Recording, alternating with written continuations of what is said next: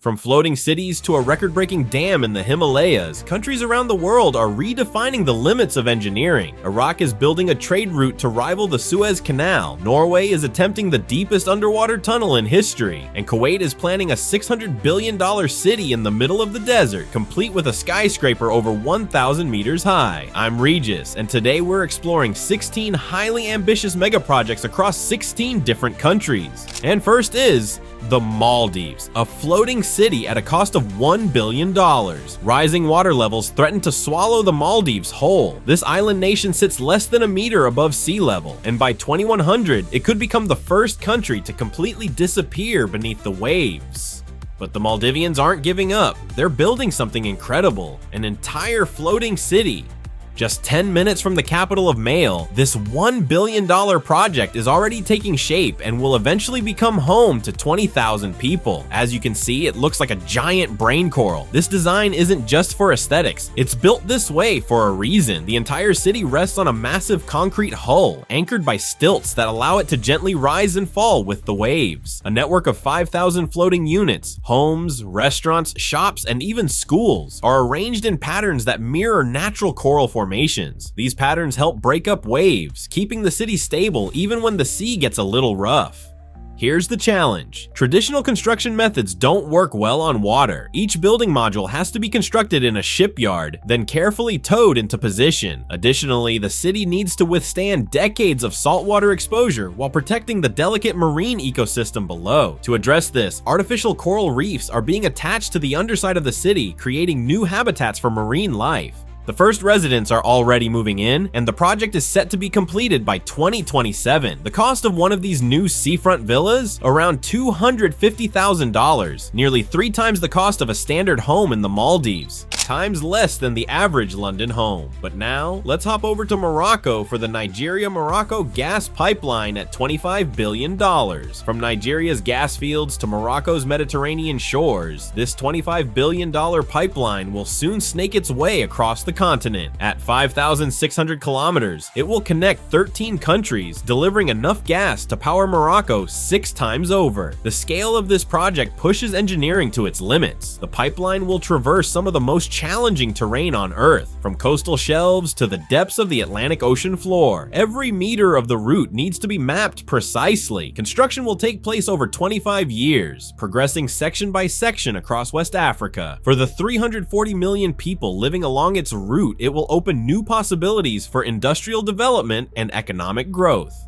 But just because it's a bit of a stretch to list something multiple countries are building, here's another mega project that Morocco is working on all by itself. Just north of Casablanca is Hassan II Stadium. Construction crews are breaking ground on what will become one of the world's most impressive soccer stadiums. The $500 million Hassan II Stadium will hold 115,000 fans, but the design is what's really impressive. The stadium takes its cues from Morocco's cultural heritage. The roof floats above the structure like a traditional Bedouin tent, honoring the ancient Musum gatherings where communities would come together. Below that, there are 3 steep tiers of seating. 5 levels of VIP boxes will be where world leaders sit when Morocco co-hosts the 2030 World Cup. Construction teams are racing to complete this mammoth project by 2028, giving them just enough time for testing before the tournament begins. But it's not the only record-breaking build on the list. Check out Singapore's Cross Island MRT line. It's a new automated railway covering 58 kilometers beneath the country, set to connect every major line in Singapore's network through 30 stations. To achieve this monumental feat, Singapore is drilling deeper than ever before, 70 meters to be precise. That's the equivalent of a 25-story building beneath your feet. You might wonder why. Well, above the tunnels lies the Central Catchment Nature Reserve, home to some of Singapore's rarest wildlife. Rather than cutting through this precious forest, engineers decided to go deep beneath it. Custom-built boring machines will carve through solid rock to create the underground passages. The project will be carried out in 3 phases. Phase 1 is already underway on the eastern section, while Phase 2 will focus on crossing the nature reserve. Phase 3 will extend the line toward the west. By the 2030s, these tunnels will carry more than 1 million passengers every day, equivalent to 1/5 of Singapore's population. But our next project takes tunneling to a whole new level.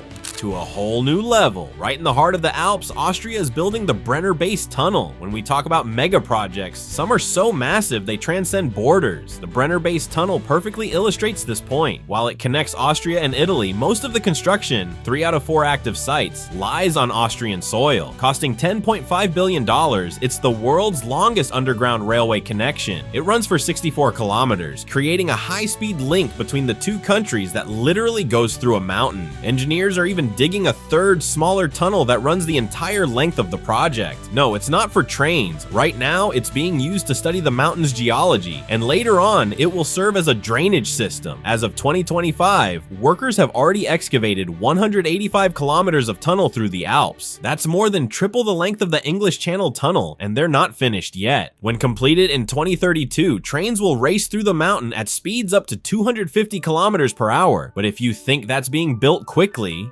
Vietnam needs to build this project quickly because the country's existing airports can't keep up with demand. The busiest air route in Vietnam, between Hanoi and Ho Chi Minh City, is the 4th busiest in the world, carrying 11 million passengers every year. Ho Chi Minh City's main airport, designed for 30 million travelers, has been operating beyond capacity for over a decade. That's why the $20 billion Long Thanh International Airport is so important. It's being built 40 kilometers east of Ho Chi Minh City and aims to become Southeast Asia's premier aviation hub. When fully completed, it will handle 100 million passengers per year, double the capacity of Singapore's Changi Airport before the pandemic.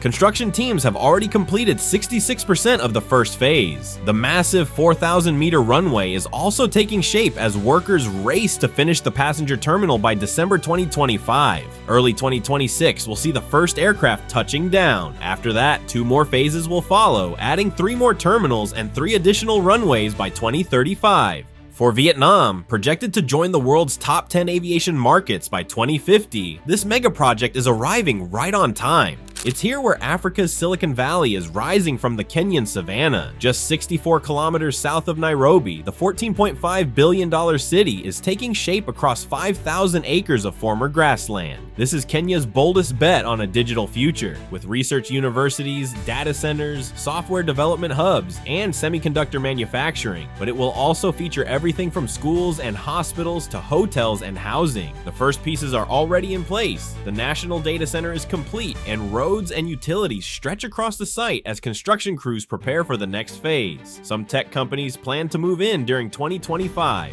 However, it's clear that the project has fallen behind its original schedule, and attracting enough investment to fill this massive development takes time. Still, Kenya is committed to this enormous vision. But while this build is big, this project is astronomical. South Africa's Square Kilometer Array, SKA, is set to make the Karoo Desert one of Earth's most important windows to the cosmos. 197 massive radio dishes will scan the skies as part of the SKA, a telescope so powerful it could detect an airport radar on a planet 50 light years away. Partnering with Australia's 131,072 Christmas tree-shaped antennas, the combined array will cover 1 square kilometer, making it the world's largest and most sensitive radio observatory. The South African site, responsible for mid-frequency observations, will work in tandem with Australia's low-frequency array. South Africa is leading this scientific revolution in Africa, coordinating with 8 neighboring countries while managing the continent's portion of this global project. The country has already proven its capabilities with Meerkat, a powerful precursor telescope that will be integrated into the larger array. 16 nations have joined forces on this endeavor, which could play a crucial role in unlocking the mysteries of the universe, from studying the birth of the first stars to searching for signs of extraterrestrial life.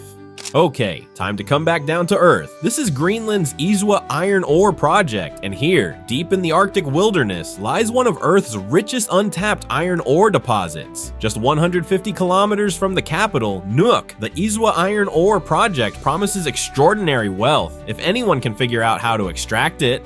The plan involves carving an open-pit mine into the frozen landscape, building a deep-water port in the fjord, and constructing a 103-kilometer road to connect them. The iron ore here is among the purest on Earth, with a 70% iron content. But the Arctic had different ideas. When Chinese company General Nice acquired the project in 2015, development came to a halt. By 2021, Greenland's government had seen enough. They revoked the mining license, citing years of inactivity and unpaid fees. While the iron ore remains buried beneath the ice, the project's future hangs in limbo. Right now, it's on hold. Will it ever get the green light again? It's hard to say.